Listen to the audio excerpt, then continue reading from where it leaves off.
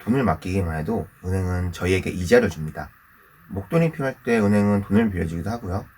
또 금융거래를 할 때 다양한 금융 서비스를 제공합니다.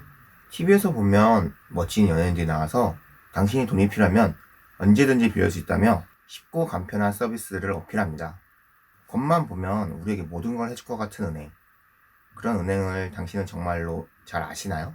그런 은행을 당신은 정말 믿으시나요? 은행이 여러분들의 돈을 정말 잘 지켜줄 거라고 생각하시나요? 결론부터 말하면 은행도 돈을 버는 기업입니다. 아는 만큼 지켜지는 내 돈. 지금도 돈독이와 함께 이야기할 내용은 은행은 어떻게 만들어졌을까입니다. 영상 시작하기 전에 구독, 좋아요, 알람 설정 부탁드릴게요. 은행의 역사를 알기 전에 먼저 이 만원짜리 한번 살펴볼게요. 이 만원짜리 한 장. 이 만원짜리 한 장으로 우리는 뭘 할 수 있을까요? 뭐 밥도 사 먹을 수 있겠고, 또 커피도 마실 수 있겠고, 뭐 책도 한 권 살 수 있겠죠? 최근에 책을 사신 적이 아무튼 이 만원짜리 한 장으로 사람들은 다양한 거래를 하곤 하는데요. 이렇게 이 돈으로 거래를 할 수 있는 이유는 이 돈이 그만한 가치가 있다고 사회적으로 약속했기 때문이에요. 사람들의 머릿속에는 이미 이 만원짜리 한 장이 다른 것과 바꿀 만한 가치가 있다고 무의식적으로 생각하게 된 거죠. 예를 들어서 볼게요. 3살짜리 아이에게 이 5만원이 정말 가치가 있을까요? 오히려 이 5만원짜리 지폐 한 장보다 이 막대사탕 하나가 더 가치 있지 않을까요? 결국 이 돈을 가치 있게 믿을 수 있게 해주는 곳이 결국 BANK 은행이에요. 옛날부터 사람들이 이 종이 화폐를 썼을까요? 예를 들어서 볼게요. 여기 소금 장사꾼이 있어요. 그리고 여기 비단 장사꾼이 있죠. 소금 장사꾼은 소금을 장사를 해야 되니까 당연히 소금이 많을 거예요.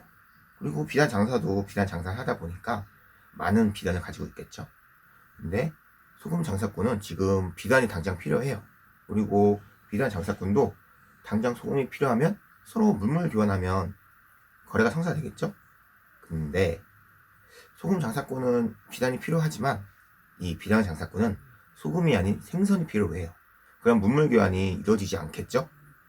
또 이 소금은 너무 무거워서 갖고 다니기도 힘들었을 거예요.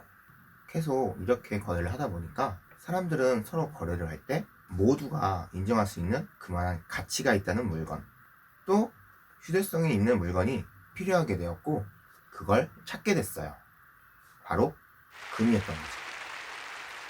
16세기 영국에서 상품 가치가 있다고 대표적으로 표현됐던 게 바로 이 금이에요. 근데 막상 금으로 거래를 하다 보니까 뭐 많은 양의 금이면 무겁기도 하고 또 보관상 위험하기도 하겠죠. 근데 금이 그렇게 많으면 아무튼 이 당시에 금 세공업자는 금들을 들고 다니기 편하게 금화로 만들었어요. 그리고 이 금화들을 보관하기 위해서 금고도 필요하겠죠? 금고도 만들어요. 그랬더니 사람들은 이 금을 전문적으로 관리하는 금 세공업자한테 약간의 수수료를 내면서 금을 맡겼어요. 그리고 훨씬 더 가벼운 금 보관증을 받았어요. 그랬더니 이상하게도 사람들은 금으로 거래를 하지 않고 이 금 보관증으로 거래를 시작했어요. 왜일까요? 금보다 들고 다니기 편해서? 맞아요. 근데 딱 반만 맞아요. 종이 한 장 들고 다니는 게 당연히 무거운 금을 들고 다니는 것보다 훨씬 더 편하겠죠? 근데 여기서 더 중요한 점은 바로 이 금 보관증을 금 세공업자한테 갖다 주면 언제든지 금으로 바꿔준다는 그 믿음, 이 신용이란 게 사람들의 마음속에 자연스럽게 생겼기 때문이에요. 금에 대한 가치가 이 금 보관증의 가치에도 적용된 거예요.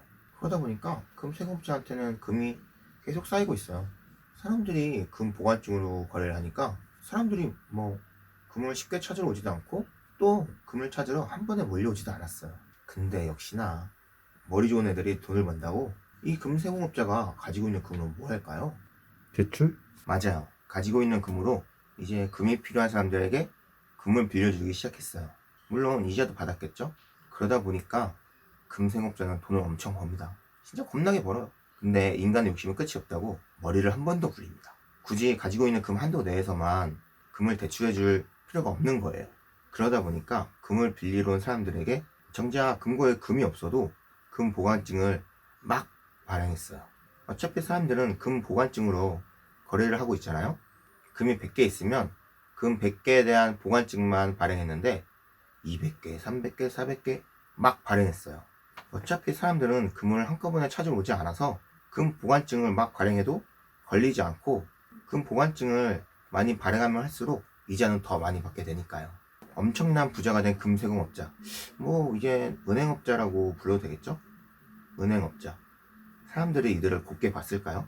아니죠. 이런 말이 있죠. 의심하고 또 의심해라. 몇몇 부자들은 눈치를 채고 금 보관증을 금으로 바꾸려고 찾아갑니다.